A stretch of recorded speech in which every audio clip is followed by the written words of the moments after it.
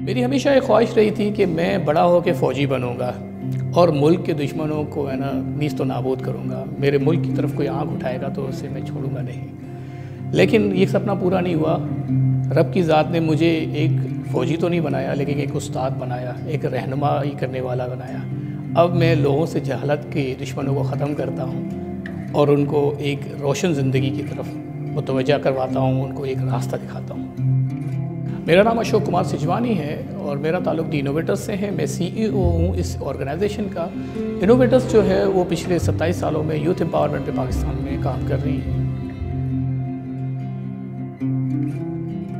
मेरा बचपन बहुत गरीब गुजरा। मैं एक basically lower middle class family से ताल्लुक़ रखता हूँ और बचपन में ना कोई विजन था ना कुछ था। बस इसी तरह से माँ बाप ने एक पीले स्कूल में दाखिला करा दिया था और वहाँ से फिर ज़िंदगी इसी तरह चलती गई।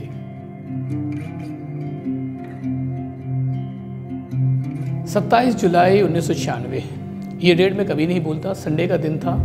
लाइफ स्किल वर्कशॉप एक हो रही थी डिफेंस सेंट्रल लाइब्रेरी में। 200 या 250 के करीब लोग बैठे हुए थे। उसमें से मैं भी बांगड़ू बैठा हुआ था और एक शख्स जो शेर की तरह पूरी की पूरी ऑडियंस पे हावी हो रहा था, उन्हें सिखा रहा था कि ज़िंदगी कैसे जी जाए। और वो शख्स मेरे गुरु, मेरे उस्ताद मोहतरम सर कामरान रिजवी थे। उनकी वजह से वो जो मोटिवेशन, जिसे कहते हैं मेरी ज़िंदगी को तब्दील करने वाला जो दिन था वो ये था।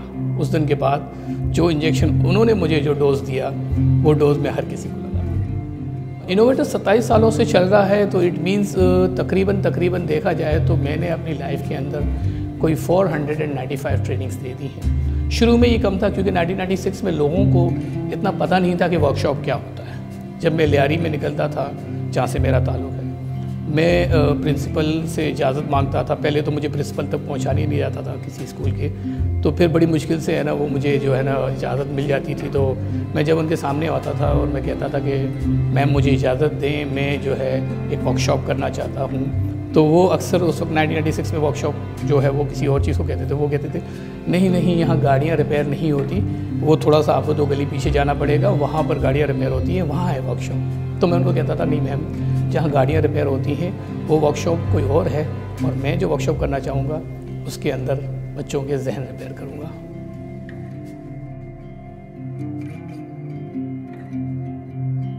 हर वो दिन मेरे लिए वो चैलेंजिंग हो जाता है कि मैं इस मुल्क के नौजवानों के लिए कुछ बेहतर की तरफ जा रहा होता हूँ, तो मेरे हाथ बन जाते हैं, कहीं से मुझे वो मौके नहीं मिलते।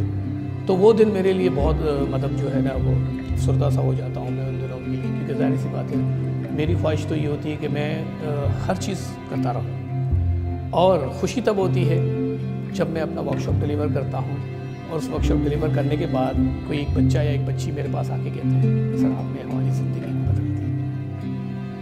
मेरे लिए हर वो दिन खुशी का दिन होता है। कभी कभी मुझे उस बच्चे से भी मोटिवेशन मिल जाती है। रिसेंटली मैं जो है सदर किसी काम से गुजर रहा था, तो मैंने देखा एक मुश्किल से 5 साल का एक बच्चा जो एक जगह पे बैठा हुआ था, एक आदमी की शूज़ पॉलिश कर रहा था। आप यकीन करें मुझे उस बच्चे में अपना बचपन नज़र आया, क्योंकि मैंने अपनी ज़िंदगी की शुरुआत भी जो है 5 साल की उम्र में की थी। और जब मैं अपने दादा के साथ शू पॉलिश करता था और शू रिपेयर करता था तो मुझे वो बचपन याद आ गया। और यही वो चीज़ें हैं मुझे मोटिवेट करती है इस माशरे के अंदर, जहाँ मुझे लगता है कि इसमें बदलाव की ज़रूरत है और मेरा खामोश रहना बेकार है। मैं उठता हूँ, लोगों को जाके उनकी रहनुमाई करता हूँ, उनकी करियर काउंसलिंग करता हूँ, उनको जीने का हुनर सिखाता हूँ। तो ये तरबियत का काम मैंने लिया हुआ है करने का, बड़ा डिफ़िकल्ट है और अब मेरे लिए ज़्यादा डिफ़िकल्ट होता जा रहा है, क्योंकि 27 साल पहले की यूथ फिर भी सुन लेती थी। उसके पास सोशल मीडिया नहीं था, उसके पास अपने आप को जो है ना मेंटल डिस्ट्रैक्शन करने की है ना वो चीज़ें नहीं थी।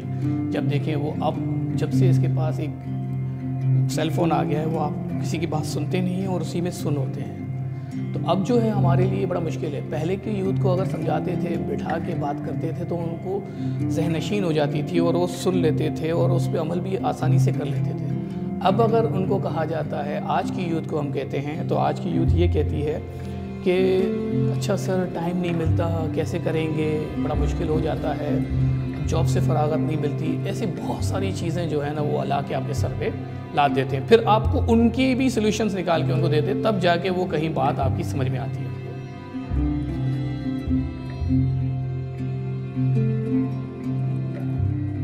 किताबों से मेरा लगाव कुछ इस तरह से है कि मैंने पिछले 20-25 सालों में ऐसा कोई दिन नहीं देखा जिस दिन मैंने रीडिंग ना की हो। ख्वाह वो कोई भी दिन हो, छुट्टी का दिन हो, त्यौहार का दिन हो, रीडिंग मेरा मशगला बन चुका है। और मैंने अब तक 10 किताबें लिखी हैं अपनी, जिसके अंदर 8 किताबें जो हैं वो तहरीक हयात पे हैं मेरी, जो आप जाएंगे तो मार्केट से भी मिल सकती हैं, और मेरी जो है फेसबुक साइट पे भी उसकी बहुत सारी चीज़ें हैं, आपको मिल जाएंगी। मेरा यूट्यूब चैनल है, वहाँ से भी उनका जो है जिक्र होता है। एंड देन अब तक मैंने जो है यूँ कहें कि मैंने 10 किताबें लिखी हैं, और रोज़ाना पढ़ता हूँ, और जो कुछ पढ़ता हूँ तो मेरे सीने पे एक बोझ समझता हूँ कि मुझे इस बोझ को अब उतारना है। तो वो सारा इल्म जो है मैं इस मुल्क के नौजवानों को हदिया करता हूँ, उनको जाके पढ़ाता हूँ। और मेरे पास अपनी खुद की लाइब्रेरी है जिसके अंदर कमोबेश 1000 किताबें हैं। मैं किसी लाइब्रेरी जाता नहीं हूँ, मैंने अपनी लाइब्रेरी। जी हाँ, मेरी ज़िंदगी में एक ऐसा ख्वाब है जो अब तक पूरा नहीं हुआ। उसका ताल्लुक़ बहुत सारे पैसे से है। मैं जब गली कूचों से, रोडों से गुज़रता हूँ तो मैं छोटे छोटे मासूम बच्चों को भीख मांगता हुआ देखता हूँ। मुझे बहुत अफसोस होता है, और मैं समझता हूँ कि काश मैं कुछ नहीं तो कुछ नहीं इनके लिए स्कूल ऑफ बेगर्स बनाता, जहाँ पर मैं इनको 2-3 घंटे के लिए कुछ वैन्स चलती उनको ले जाते, और वहाँ पर स्कूल में जाके उनको यूनिफॉर्म पहना के और उनकी तरबियत होती, उनको तालीम मिलती, फिर 3-4 घंटे के बाद उनको दोबारा वहाँ पर छोड़ देते। इससे उनकी सोच तब्दील होगी, उससे उनके पेरेंट्स की जो है ना सोच तब्दील होगी। वरना ये जो चेन ऑफ बेगर्स है वो चलता रहेगा, बाप भी भिखारी, बच्चे भी भिखारी, उसके बच्चे। तो उन बच्चों के लिए मैं कुछ तब्दीली लाना चाह रहा हूँ। अगर मेरे पास पैसे होते तो मैं डेफिनेटली स्कूल ऑफ बेगर्स बनाता, क्योंकि इस माशरे के अंदर, इस पाकिस्तान के अंदर आपको स्कूल ऑफ आर्ट मिलेगा, स्कूल ऑफ म्यूज़िक मिलेगा, स्कूल ऑफ फलां मिलेगा, लेकिन आज तक कोई स्कूल ऑफ बेगर्स नहीं। ये मेरा मिशन है। मुझे बहुत उम्मीद है रब से कि मुझे एक दिन इतना पैसा अगर आ गया तो मैं उन बच्चों के लिए ज़रूर लेकर। मैं आज की नौजवान नस्ल को हमेशा वही पैगाम दूंगा जो मैं अपने हर वर्कशॉप में देता हूँ। मैं कहता हूँ कि बेटा, ज़िंदगी को भरपूर जियो, खुल के जियो, और ऐसा जियो कि आपका ना सिर्फ नाम हो, आपके पेरेंट्स का, आपके मुल्क का पूरा नाम हो। ज़िंदगी में वो काम ज़रूर करना जिससे आपके वालिदैन आप पे फ़ख्र महसूस करें। जिस तरह मैं ये भी कहता हूँ कि यकीन करें कि मैंने जितना भी किया, हालांकि मेरे लिए वो कम है, लेकिन मुझे इतना पता है जिस दिन मैं इस जहान फ़ानी से जा रहा हूँगा, मौत मेरे सामने होगी और मैं मुस्कुरा के कहूँगा, हाँ खड़ी क्यों है, ले जा, मैं अपनी ज़िंदगी भरपूर जिया।